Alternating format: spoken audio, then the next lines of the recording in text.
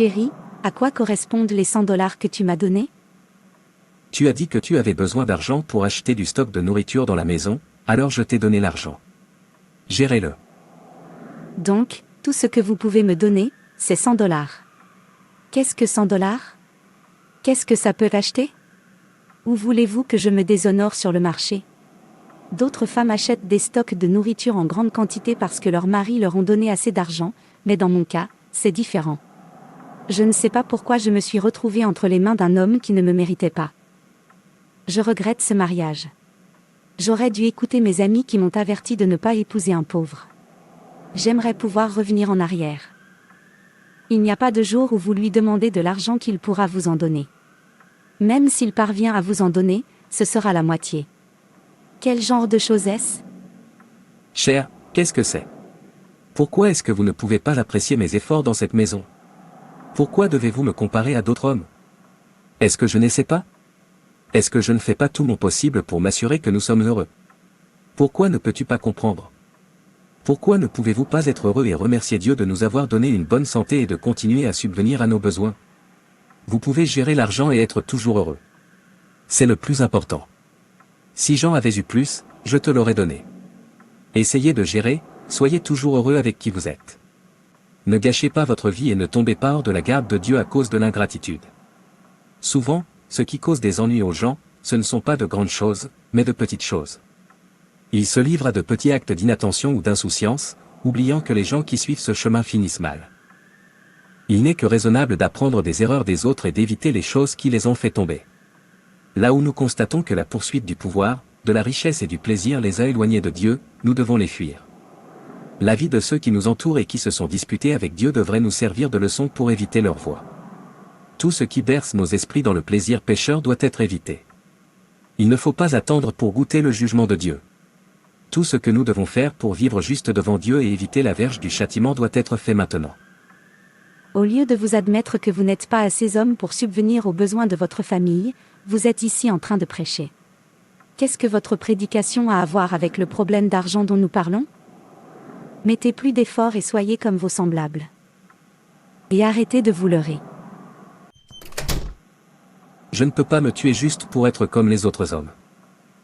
Chaque jour, tout ce qu'il dit, c'est « gérer cet argent » et il ne m'a jamais demandé de ne pas gérer d'argent avant.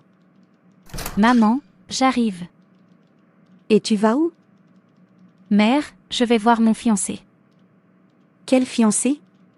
Ce pauvre homme, je t'ai dit de laisser ce pauvre homme tranquille, tu ne sembles pas comprendre jusqu'à ce que tu finisses comme moi. Mais maman, je l'aime. Que sais-tu de l'amour? Viens et assieds-toi ici, laisse-moi parler des sens dans ta tête. Oh mère, ça peut attendre jusqu'à ce que je revienne. Je t'ai dit de venir t'asseoir ici, laisse-moi te donner des sens. Ne m'ose pas. Qu'est-ce que l'amour sans argent? Dans ce monde l'argent est tout, tu vois je ne veux pas que tu finisses par épouser un homme pauvre comme ton père, qui ne peut pas me permettre tout ce dont j'ai besoin, je regrette de l'avoir épousé, il est la raison pour laquelle nous sommes pauvres. Mais maman, mon père t'aime tellement et fait toujours de son mieux pour te rendre heureuse. Pour moi, ce qu'il t'a donné est le meilleur. Apprenez à être reconnaissant envers Dieu et cultivez l'habitude de ne jamais oublier ce que Dieu a fait dans nos vies dans le passé. Il nous a sauvés du péché, il a ôté de nous toute culpabilité, honte et jugement, il nous a donné une nouvelle nature, a fait de nous ses enfants et est devenu notre Père. Quand nous étions malades, il nous a guéris. Quand nous manquions, il subvenait à nos besoins. Il nous aime tellement. Se souvenir de toutes ses œuvres nous encourage à nous rapprocher de lui, à être toujours reconnaissants, à parler aux autres de ce qu'il a fait pour nous, à toujours montrer sa gloire aux autres et à lui offrir le meilleur de nous-mêmes. Ces personnes que vous souhaitez ressembler, beaucoup d'entre elles n'ont pas le genre de paix, d'amour et de protection de Dieu que vous avez. Je plains ta vie, si tu ne veux pas apprendre de moi, sais-tu à quel point il m'est difficile de t'élever, sans mon travail acharné, tu n'aurais pas pu terminer tes études.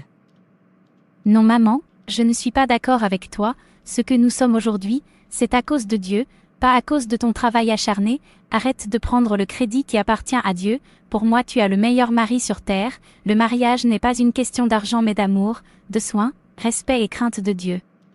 Une fois que tout cela est impliqué, Dieu perfectionnera toutes les autres choses. Et tu les as tout. Tais-toi, vais-je manger de l'amour?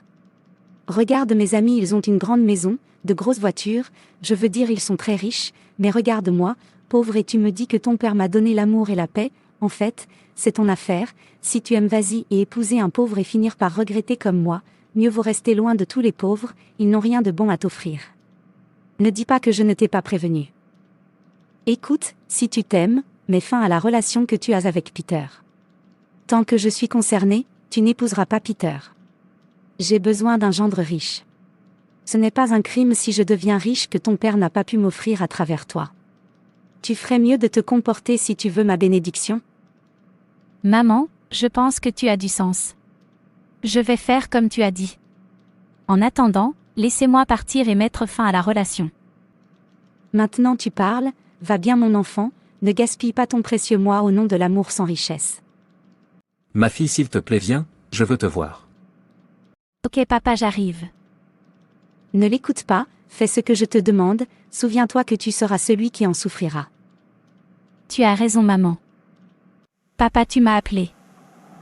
Oui, je veux que tu oublies tout ce que ta mère t'a dit et que tu suives ton cœur. Elle a tout, mais refuse de le voir et sois reconnaissante à Dieu. Elle n'a jamais apprécié Dieu une seule fois dans sa vie, tout ce qu'elle fait c'est rivaliser avec ceux dont elle ne connaissait pas la source de leurs revenus. Ne suivez pas ses pas. Vous voyez, les défis de la vie ont une façon de vider l'esprit des gens. Certaines personnes pensent qu'elles sont les personnes les plus malheureuses de la planète. Bientôt, ils deviennent engourdis et amers à propos de tout et de tout le monde. Aucune de ces attitudes n'a jamais été utile pour ceux qui sont confrontés à des problèmes. Au contraire, ils font paraître leur situation pire et plus désespérée qu'elle ne l'est réellement. Et beaucoup d'entre eux ont mal fini, parce qu'ils refusent de voir la bonté de Dieu dans leur vie. Une personne qui n'est pas contente de qui elle est n'a pas de Christ en elle. Christ est contentement.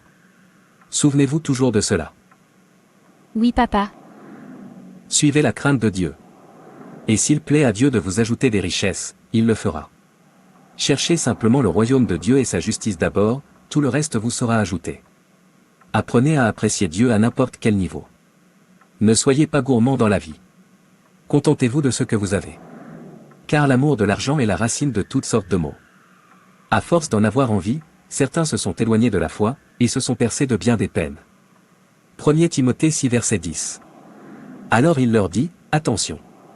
Soyez sur vos gardes contre toutes sortes d'avidités, la vie ne consiste pas en une abondance de possessions. Luc 12 verset 15. Comme un homme est sorti du sein de sa mère, ainsi il repartira, nu comme il est arrivé. Il ne prend rien pour que son travail porte dans ses mains. Ecclésiaste 5 verset 15. Une parole suffit aux sages. Merci papa. Vous pouvez maintenant aller. Vous avez entendu ce que j'ai dit, vous serez le seul à pleurer. Si tu ne cours pas pour ta chère vie maintenant. Oui maman, je ferai comme tu as dit. Ma mère avait raison, qu'est-ce que l'amour sans argent? Cher, tu es venu me voir, bienvenue. Qui est ta chérie, je suis venue te faire savoir que cette relation est terminée. Je suis trop belle pour épouser un pauvre homme comme toi. Qu'en est-il de l'amour que nous avons l'un pour l'autre? Qu'en est-il de mon cœur, n'as-tu pas de sentiments pour moi? Je ne peux pas avoir de sentiments pour un pauvre homme comme toi, s'il te plaît cherche une autre personne, tu n'es pas mon genre. Mais je t'aimais. Pas d'argent, pas d'amour, non-sens.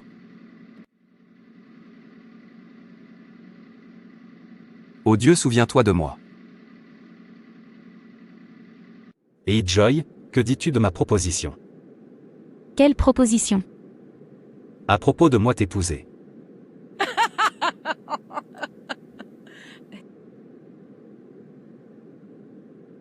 Tu veux m'épouser avec des pantoufles de bain toujours sur ta jambe. Pourquoi m'insultes-tu? Je suis désolée, je ne suis pas intéressée, non-sens.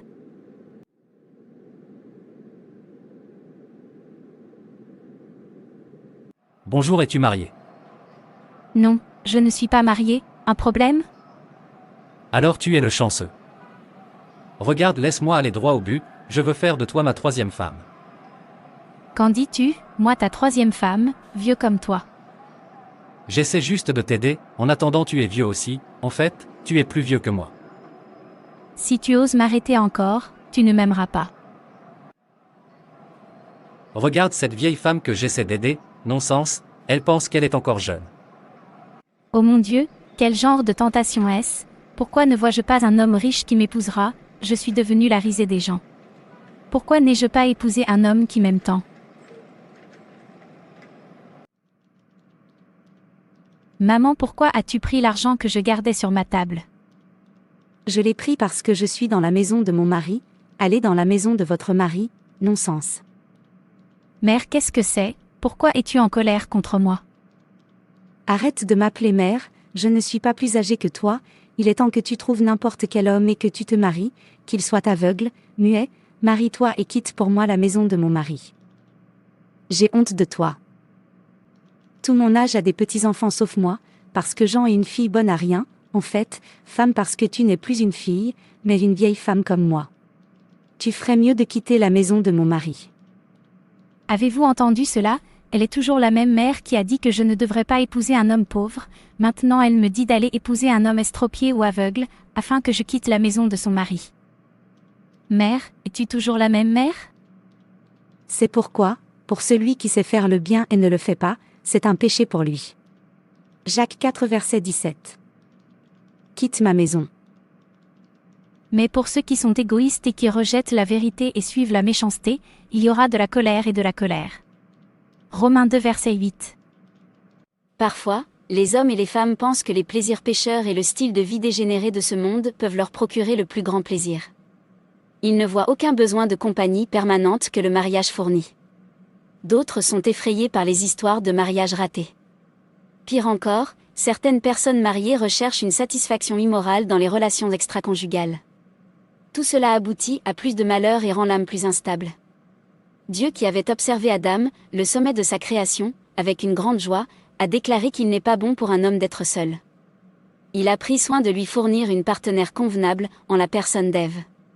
Dès lors, tous les hommes devinrent incomplets sans épouse, et s'exposèrent à de graves risques de pratiques d'immorales accablantes. Cela explique pourquoi Abraham a pris soin de trouver une femme pour son fils Isaac, qui était apparemment inconsolable, après avoir perdu sa mère, Sarah. La bonne femme, Rebecca, ne devait pas venir des incroyants, mais de l'un des frères d'Abraham. Alors qu'ils s'approchaient, ils remarquèrent qu'Isaac était vraiment la figure parfaite d'un homme solitaire. En apercevant Isaac, Rebecca descendit de son chameau et se couvrit la tête d'un voile, en signe de respect envers son nouveau mari. Et pour Isaac, ce fut le coup de foudre, car Rebecca devint instantanément le réconfort dont il rêvait. Nous devons rester éternellement reconnaissants à Dieu pour l'institution du mariage. Si vous êtes marié, vous devez constamment remercier Dieu de vous avoir donné un partenaire convenable. Si vous êtes encore célibataire et en âge de vous marier, vous devez implorer passionnément Dieu pour qu'il vous guide et vous fournisse un partenaire. Le mariage, comme tout ce que Dieu a fait, est très bon. Cela vous rend complet. Cela vous protège de l'immoralité et de la colère de Dieu. C'est dans le mariage que vous trouvez une compagnie fidèle et éventuellement du réconfort et du plaisir chez l'homme ou la femme que Dieu vous a donné. Les unions conjugales fidèles et sincères confèrent la plus haute gloire à Dieu, l'architecte de l'institution du mariage. On dit souvent que tout ce qui brille n'est pas or, mais peu comprennent son implication, sinon on ne jugerait pas uniquement sur l'apparence. Notre Dieu n'est pas un Dieu partiel, nous ne devrions pas être plus rapides que notre Dieu qui connaît le début et la fin. N'oubliez pas que l'argent n'est pas tout. Ne vous mariez pas à cause de l'argent. Suis ton cœur. Et s'il vous plaît, je veux profiter de cette opportunité pour préciser que je ne demande pas d'argent sur ma chaîne, méfiez-vous des escrocs utilisant des écritures douces pour vous demander de l'argent, ce n'est pas moi. Ils utilisent mon profil. Ils sont partout. S'il vous plaît, ne tombez pas dans leur piège. Aussi, ne vous contentez pas de regarder et d'oublier. Apprenez et mettez-les en pratique. Merci d'avoir regardé. Et n'hésitez pas à vous abonner, liker et partager. Que Dieu te bénisse. Et souviens-toi que Jésus t'aime.